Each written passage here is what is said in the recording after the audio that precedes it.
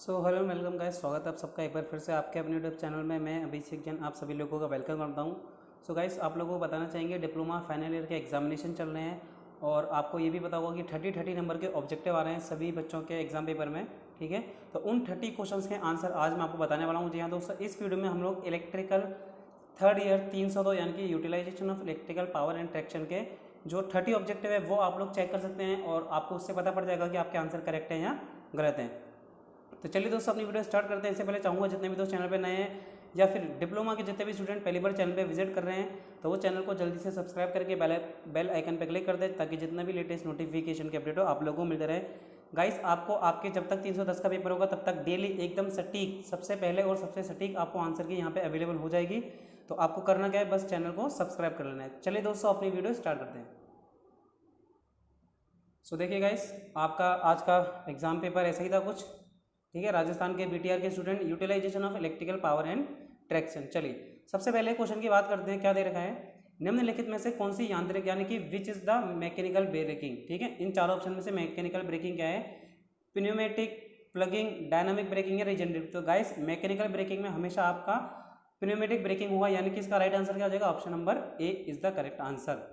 चलिए अगला क्वेश्चन देखेंगे, इलेक्ट्रिकल ग्रुप ड्राइव का डिसएडवांटेज क्या होगा। गाइस देखिए, इलेक्ट्रिकल ग्रुप ड्राइव में क्योंकि बहुत सारी मोटर एक साथ चलती है इसलिए लो एफिशिएंसी होती है, पावर फैक्टर भी लो होता है गाइस इसका। इसी के साथ इनको अपन कांस्टेंट स्पीड ऑपरेशन चाहिए। ठीक है, क्योंकि अलग अलग मोटर का अलग अलग होता है तो कांस्टेंट स्पीड ऑपरेशन अपन ऑपरेट नहीं कर सकते हैं।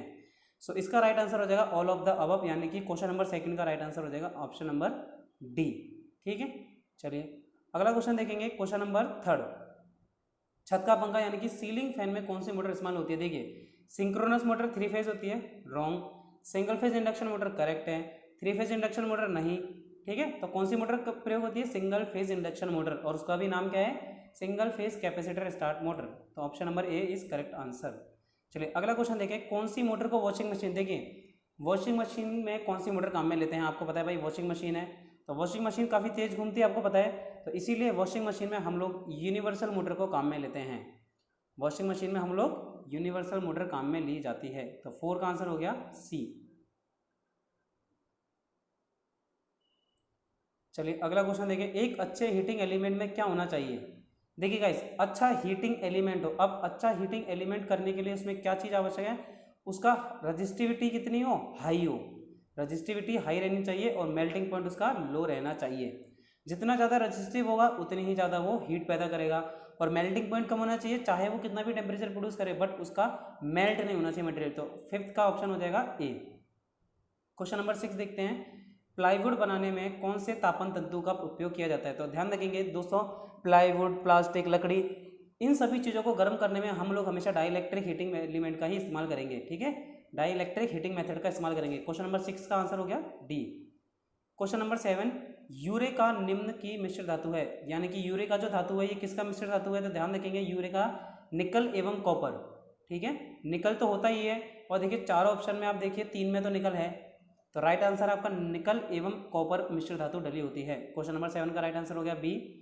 क्वेश्चन नंबर 8 देखेंगे, एक डायरेक्ट कोर टाइप फर्नेस में, देखिए गाइस इसका मैं आपको बताऊं, आपने जब पढ़ा होगा, मान लीजिए 50 वाट की सप्लाई अपन देते हैं, मगर इसमें क्या है, उस वजह से कुछ लॉसेज होते हैं, तो उन लॉसेज को पूरा करने के लिए इसमें लगभग 10 हर्ट्ज की सप्लाई दी जाती है। तो इस वजह से इसका राइट आंसर आपका क्या हो जाएगा, क्वेश्चन नंबर 8 का राइट आंसर आप लोग देखिए 10 हर्ट्ज यानी कि 10 से 15, तो आप बी भी टिक कर सकते हैं और ए, इन दोनों में से एक करेक्ट आंसर होगा, आपने जो भी टिक करा है आइदर ए और आइदर बी। क्वेश्चन नंबर 8 का देखिए 5 से 10 और 10 से 15, इन दोनों में से कोई सा भी आंसर आपका सही कर सकता है, क्योंकि एग्जैक्ट जो बुक में दे रखा है आपका 10 हर्ट्ज दे रखा था। फिर भी देख लेंगे कौन सा आंसर सही होगा। चलिए अब क्वेश्चन नंबर 9 करते हैं हम लोग, नॉन कंज्यूमेबल इलेक्ट्रोड जो कंज्यूम नहीं होते। ठीक है, तो नॉन कंज्यूमेबल इलेक्ट्रोड किसके बने होते हैं, कार्बन, ग्रेफाइट, दोनों या इन दोनों, जिस पीस पे वेल्ड कर रहे हैं उसी पीस का। तो गाइस ध्यान रखेंगे, जो नॉन कंज्यूमेबल इलेक्ट्रोड होते हैं वो कार्बन और ग्रेफाइट दोनों के बनाए जा सकते हैं, या तो आप कार्बन के बना लीजिए या फिर कॉपर के, कार्बन के या फिर ग्रेफाइट के। चलिए अगला क्वेश्चन है question number 10, electrical arc welding. ठीक है, इलेक्ट्रिकल आर्क वेल्डिंग में क्या चीज़ इस्तेमाल की जाती है, high voltage high current discharge, low voltage low current discharge, low voltage high current discharge, या high voltage low current discharge. Question number 10 answer होगा सी। देखिए गाइस ध्यान रखेंगे, इलेक्ट्रिकल आर्क वेल्डिंग में देखिए करंट, आर्क वेल्डिंग कर रहे हैं तो करंट की मात्रा ज़्यादा चाहिए, यानी कि वोल्टेज अपने आप कम हो गया ना। So low voltage high current discharge method. Question number 10 का आंसर हो गया सी। चलिए क्वेश्चन नंबर 11, निम्नलिखित में से कौन सा आर्क वेल्डिंग में प्रयुक्त ट्रांसफार्मर का प्रकार है? स्टेप अप, स्टेप डाउन, 1 से 1 to 1 या capable of increasing supply voltage. तो ध्यान रखें, आर्क वेल्डिंग में जो ट्रांसफार्मर प्रयोग किया जाता है वो आपका होता है step down transformer. Arc welding में आपका स्टेप डाउन ट्रांसफार्मर का प्रयोग किया जाता है। आपको वोल्टेज अभी अभी पढ़ा ना, लो वोल्टेज हाई करंट, ठीक है। तो यानी कि लो वोल्टेज का मिलेगा जब स्टेप डाउन ट्रांसफार्मर लगा रहेगा। क्वेश्चन नंबर 12, 12 mm से अधिक स्पॉट वेल्डिंग करने के लिए जो मेटल के पीस होते हैं वो उनकी मोटाई कितनी होनी चाहिए? ठीक है, उनकी मोटाई 12 mm से अधिक, 12 mm से कम, 15 mm से 20 mm या फिर 20 mm से भी अधिक। तो ध्यान रखेंगे स्पॉट वेल्डिंग के लिए जो मेटल की शीट होती हैं 12 mm से कम साइज होना चाहिए उनका, हमेशा उनका साइज 12 mm से कम रखा जाना चाहिए। तो क्वेश्चन नंबर 12 का आंसर हो गया बी। अगला देखिए क्वेश्चन नंबर 13, मेन जो high pressure mercury vapour lamp पढ़ी होगी आपने, उसमें मेन इलेक्ट्रोड किस चीज़ का बना रहता है? क्वार्ट्ज का, हार्ड ग्लास का, टंगस्टन का या ब्रॉन्ज का? High pressure mercury vapour lamp में मेन इलेक्ट्रोड किसका बना रहता है? तो गाइस ध्यान रखेंगे, high pressure mercury vapour lamp में मेन इलेक्ट्रोड जो बना रहता है वो टंगस्टन मटेरियल का बना रहता है। ध्यान रखेंगे, मेन इलेक्ट्रोड टंगस्टन मटेरियल का बना रहता है। क्वेश्चन नंबर 13 का राइट आंसर हो गया सी। आई होप आपको गाइस समझ आ रहा होगा। देखिए और विश्वास रखिए, ये जो भी मैं आंसर बता रहा हूँ ना पूरे आंसर सही हैं। आप चाहें तो इंटरनेट पर चेक कर सकते हैं, आपको यही आंसर मिलेगा अगर आपको तसल्ली ना हो तो। बाकी तो आपको तसल्ली हो तो एक बार कमेंट में यस जरूर करें। अगर आपको वीडियो अच्छी लग रही है और आपको लग रहा है कि हाँ ये आंसर सही है तो कमेंट में आप जरूर टाइप करें। और अपन को देखिए गाइस, किसी चीज़ का डर नहीं है। कई लोग वीडियो अपलोड करते हैं और उसके बावजूद कमेंट ऑफ रखते हैं। कमेंट खोलिए, अच्छा लगे तो अच्छा बोलिए, बुरा लगे तो जो भी आपको बुरा बोलना हो वो आप कमेंट में लिख सकते हैं। अगला क्वेश्चन है क्वेश्चन नंबर 14, ल्यूमिनस इंटेंसिटी की यूनिट। ध्यान रखेंगे गाइस, ये पूछ रहा है ल्यूमिनस इंटेंसिटी, तो इस ल्यूमिनस इंटेंसिटी की यूनिट कैंडेला मानी जाती है। ठीक है, ल्यूमिनस इंटेंसिटी की यूनिट कैंडेला मानी जाती है, आपको पता होना चाहिए। अगला क्वेश्चन देखिए question number 15, mean horizontal candle flux जो कैंडल पावर किसके इक्वल होती है? गाइस ध्यान रखेंगे, अगर आप एग्जाम बुक वगैरह में देखेंगे इस क्वेश्चन में थोड़ा सा हल्का सा डाउट था। इन चारों में से कुछ भी नहीं होगा, आपका क्या हो जाएगा? None of the above. इस क्वेश्चन का आंसर इन चारों में से कुछ भी नहीं है, सो दैट इसका आंसर होगा नन ऑफ द अबव। तो ये क्वेश्चन थोड़ा सा डाउटफुल है, सिर्फ एक क्वेश्चन है जो डाउटफुल है और वो है क्वेश्चन नंबर 15। अगला क्वेश्चन देखेंगे क्वेश्चन नंबर 16, फ्लोरोसेंट ट्यूब के अंदर की दीवार किस पाउडर से लेपित की जाती है? सल्फर, फास्फोर, सोडियम या क्रिप्टोन? तो गाइस फ्लोरोसेंट ट्यूब ध्यान रखेंगे फ्लोरोसेंट मटेरियल से लेपित की जाती है और उसका नाम होता है फास्फोरस पाउडर। तो क्वेश्चन नंबर 16 का आंसर हो गया बी। क्वेश्चन नंबर 17, शहरी ट्रेन सेवा में क्या ज़्यादा होता है? क्या मिसिंग होता है भाई? एक्सेलरेशन पीरियड मिसिंग होता है, फ्री रनिंग पीरियड मिसिंग होता है, कास्टिंग पीरियड मिसिंग होता है या ब्रेकिंग पीरियड? देखिए आपने देखा होगा ऐसा ग्राफ, इस तरह से आपने ग्राफ देखा होगा, ऐसे बढ़ता हो फिर ये फिर ऐसे। तो यहाँ पे आपका कॉस्टिंग जो पीरियड है ना, option number C, free running period, free ये तो हो गया एक्सेलरेशन पीरियड, ठीक है। ब्रेकिंग पीरियड हो गया कास्टिंग पीरियड, मगर आपका फ्री रनिंग पीरियड एब्सेंट रहता है। तो क्वेश्चन नंबर 17 का राइट आंसर हो गया बी। क्वेश्चन नंबर 18, ट्रेन की शेड्यूल स्पीड को बढ़ाया जा सकता है। ट्रेन की शेड्यूल स्पीड को हम किस प्रकार बढ़ा सकते हैं? तो ध्यान रखेंगे, अगर आपको ट्रेन की शेड्यूल स्पीड बढ़ानी है तो आपको क्रेस्ट स्पीड का मान भी बढ़ाना पड़ेगा। आपको क्या करना पड़ेगा? क्रेस्ट स्पीड का मान के साथ बढ़ाना पड़ेगा। तो क्वेश्चन नंबर 18 का राइट आंसर हो गया ऑप्शन नंबर बी। चलिए अगला क्वेश्चन देखते हैं क्वेश्चन नंबर 19, किसी लोकोमोटिव में न्यूनतम वो कौन सा लोकोमोटिव है जिसमें सबसे कम रखरखाव की आवश्यकता है? देखिए अब रखरखाव यानी कि मेंटेनेंस, देखिए स्टीम लोकोमोटिव में तो आपको राख होती है, कोयला जलता है, राख जलेगी तो मेंटेनेंस चाहिए। डीजल इलेक्ट्रिक लोकोमोटिव इसमें भी अपने को चाहिए, ठीक है, क्योंकि इलेक्ट्रिकल अप्लायंसेस आ गए तो उसकी मेंटेनेंस आवश्यक होती है। इलेक्ट्रिकल लोकोमोटिव इसमें भी आपको चाहिए क्योंकि इलेक्ट्रिकल अप्लायंसेस है, बट डीजल लोकोमोटिव में गाइस मेंटेनेंस कम, ठीक है। अगर मैं बात करूं कम से कम मेंटेनेंस की तो वो डीजल लोकोमोटिव में रखे जाते हैं।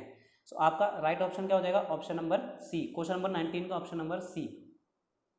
चलिए अब मान लीजिए 25 kV 50 hertz single phase supply पर ट्रैक्शन के लिए कौन सी मोटर? आप सभी को पता है गाइस, इसमें मुझे नहीं लगता ये क्वेश्चन किसी बच्चे का गलत हुआ होगा कि ट्रैक्शन के लिए हम लोग डीसी सीरीज मोटर का इस्तेमाल करते हैं।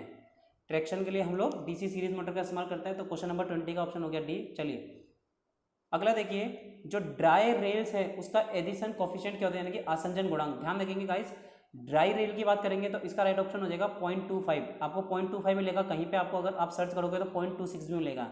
इसलिए हमने करेक्ट आंसर 0.25 टिक करा है। क्वेश्चन नंबर 22, जो एक आपने स्पीड टाइम कर पढ़ा है ट्रेन का, ये स्पीड टाइम कर्व है। देखिए ये एक्सेलरेशन होता है, फिर कास्टिंग पीरियड होता है और उसके बाद ब्रेकिंग आता है। तो इन सब में ये कर्व क्या शो करता है गाइस, ये कर्व शो करता है जो डिस्टेंस ट्रेवल्ड की गई है, डिस्टेंस ट्रेवल्ड बाय ट्रेन। तो स्पीड टाइम कर्व, ठीक है ना, डिस्टेंस का फॉर्मूला होता है speed upon speed into time, तो आपको ऐसे पता पड़ जाएगा। अगला क्वेश्चन देखिए, क्वेश्चन नंबर 23 का, the magnitude for the tractive efforts which is required for the propulsion of the train depends on. तो इस क्वेश्चन का आंसर क्या होगा, यानी कि रेलगाड़ी को चलाने हेतु आवश्यक परिमाण या फिर ट्रैक्टिव एफर्ट किस चीज पर निर्भर करता है। आसंजन भार, ट्रैक व पहियों के बीच घर्षण, ए व बी दोनों ही, इनमें से कोई नहीं। सो गाइस इसका आंसर होगा सी ऑप्शन, यानी कि ये ए व बी दोनों ऑप्शन पे निर्भर करता है। क्वेश्चन नंबर 23 का आंसर हो गया ऑप्शन नंबर सी। चलिए अब क्वेश्चन नंबर 24 देखते हैं।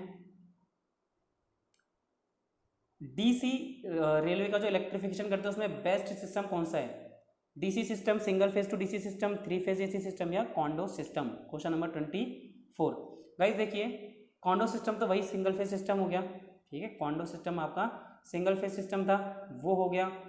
डीसी सिस्टम की बात करें तो डीसी सिस्टम तो हाँ आप देते हैं, बट ये बोल रहा है बेस्ट कौन सा है, बेस्ट से बेस्ट कौन सा हो सकता है। तो गाइस ध्यान देखिए, अगर बेस्ट से बेस्ट बात करें तो हम लोग single phase to DC system की बात करेंगे, बट कई लोग क्या है सी ऑप्शन भी टिक कर सकते हैं। तो इसमें बेस्ट तो आंसर देखिए गाइस सी बी होगा, फिर भी मगर सी और बी दोनों में थोड़ा सा डाउटफुल है ये, ठीक है, सी और बी दोनों डाउटफुल है, बट बी ऑप्शन जिसने टिक करा है तो उनके चांसेस थोड़े ज़्यादा हैं। अगला क्वेश्चन देखेंगे, हाई स्पीड और हाई करंट के लिए, हाई स्पीड यानी कि लगभग 100 किलोमीटर से भी ज़्यादा की स्पीड और 2000 से 3000 एम्पेयर की करंट के लिए कौन सा कलेक्टर इस्तेमाल किया जाता है, ट्रॉली कलेक्टर, बो कलेक्टर, पेंटोग्राफ या फिर बो एंड पेंटोग्राफ दोनों। तो गाइस ध्यान रखेंगे, पेंटोग्राफ कलेक्टर बहुत ज़्यादा हाई करंट और हाई स्पीड के लिए प्रयोग किए जाते हैं। तो क्वेश्चन नंबर 25 का ऑप्शन नंबर सी करेक्ट होगा। क्वेश्चन नंबर 26, वो कौन सी फ्रिक्वेंसी है जो कि इस्तेमाल नहीं की जाती किसी भी ट्रैक्शन में। देखिए 25 हर्ट्ज इस्तेमाल की जाती है, 16 से 2/3 भी वही हो गया, इस्तेमाल की जाती है, 50 हर्ट्ज भी इस्तेमाल की जाती है, मगर कहीं पे भी 40 हर्ट्ज इस्तेमाल नहीं की जाती। सो 26 का राइट आंसर हो गया ऑप्शन नंबर सी। चलिए अगला देखिए, क्वेश्चन नंबर 27, ट्राम्स कारों की बिजली की आपूर्ति के लिए ओवरहेड लाइन की, जो है ना ट्राम्स कनेक्ट करते हैं और उसके ऊपर ओवरहेड लाइन है, उसकी दूरी कम से कम कितनी होनी चाहिए, मिनिमम। सो गाइस ध्यान रखेंगे, दोनों के बीच में मिनिमम हाइट होनी चाहिए कम से कम 10 मीटर। करेक्ट आंसर क्या होगा, ऑप्शन नंबर बी 10 मीटर। Question number 28, specific energy consumption is least, किस एरिया में स्पेसिफिक एनर्जी कंजम्पशन लीस्ट माना जाता है, urban, suburban, main line या नन ऑफ द अबव। तो गाइस जो लीस्ट स्पेसिफिक एनर्जी कंजम्पशन है वो माना जाता है आपका ए, यानी कि मेन लाइन एरिया में, मेन लाइन एरिया में। क्वेश्चन नंबर 28 का ए। चलिए अगला क्वेश्चन है question number 29, parallel operation of traction motor is easier, यानी कि कौन सी वो मोटर है, ठीक है, जिसका पैरेलल ऑपरेशन आसान है, जबकि ट्रैक्शन में तो इंडक्शन मोटर तो वैसे ही गलत हो गया। अब बचा डीसी शंट और सीरीज, और आपको पता है हम लोग इस्तेमाल क्या करते हैं, डीसी सीरीज, यानी कि राइट आंसर हो गया क्वेश्चन नंबर 29 का ऑप्शन नंबर बी। चलिए अब अगला है क्वेश्चन नंबर 30, ट्रैक पर जो फ्रिक्शन होता है वो किसके प्रोपोर्शनल होता है, स्पीड स्क्वायर, स्पीड क्यूब या 1/स्पीड स्क्वायर। तो राइट आंसर हो जाएगा स्पीड। क्वेश्चन नंबर 30 का राइट आंसर हो जाएगा ऑप्शन नंबर ए। और उसके अलावा भी गाइस देखिए आपके क्वेश्चन आया था एडवांटेज ऑफ इंडिविजुअल ड्राइव, बहुत ईजी था, ठीक है। ग्लेयर क्या होती है, जो चौंध होती है, लाइट जितनी ज़्यादा इंटेंसिटी होगी उसके ऊपर उतनी ज़्यादा चौंध पड़ेगी। आर्क वेल्डिंग में high low voltage high current पे काम किया जाता है, इस तरह से आप लिख सकते थे। ये तो ऑब्जेक्टिव क्वेश्चन का यहाँ था। और स्पेसिफिक एनर्जी कंजम्पशन क्या होती है, जो उसकी डेफिनेशन लिखनी थी आपको। डीसी सीरीज मोटर क्यों इस्तेमाल की जाती है, क्योंकि इसका स्टार्टिंग टॉर्क हाई होता है, ज़्यादा लोड को खींच सकती है। सिलाई मशीन के लिए देखिए यूनिवर्सल मोटर, रेफ्रिजरेटर में repulsion start induction motor, drill machine में या तो स्क्वायरल केज इंडक्शन मोटर या फिर डीसी शंट मोटर। फैन के लिए बात करें तो single phase capacitor start motor. तो इस तरह से ओवरऑल आपका क्वेश्चन पेपर ज़्यादा हार्ड नहीं था, बहुत ही ईजी आपका पेपर आया था, तो इतनी ज़्यादा चिंता करने की बात नहीं है। सो गाइस अगर आपको वीडियो अच्छी लगी, अगर आपको क्वेश्चन लगे कि हाँ बिल्कुल यही क्वेश्चन है, तो कमेंट करके जरूर बताएं। थैंक यू गाइस, मिलते हैं अपनी नेक्स्ट वीडियो में।